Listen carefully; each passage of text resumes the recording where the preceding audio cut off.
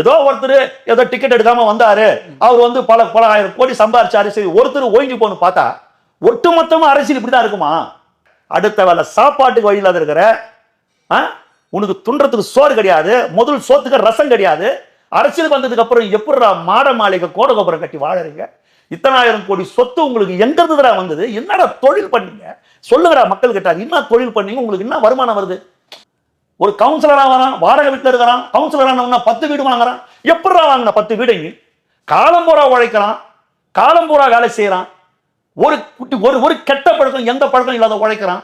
அவனால இந்த நாட்டில் ஒரு வீடு வாங்க முடியல, ஒரு ஒரு ஒரு அரசு அவரை கம்பளம் வாங்கி கொடுக்க முடியல பொண்டாட்டிக்கு. கஷ்டப்படுறான், உழைக்கிறான். நீங்க எப்படா 200 பவுன் 300 பவுன் வாங்கி கொட்டுறீங்க? எங்கடா வருது உங்களுக்கு இந்த பணம்? அதை தான் அவர் கேட்கிறாரு. மக்கள் பணத்தை கொள்ளையடிச்சு கொழுத்து போயிருக்கிறீங்க. இதை இவர் கேட்கறதால அதையும் சொல்றாரு, நான் இதை கேட்பதால் அத்தனை பேரும் ஒன்னா சேர்ந்து என் மேல சேர்த்த வாரி அடிக்கிறான்.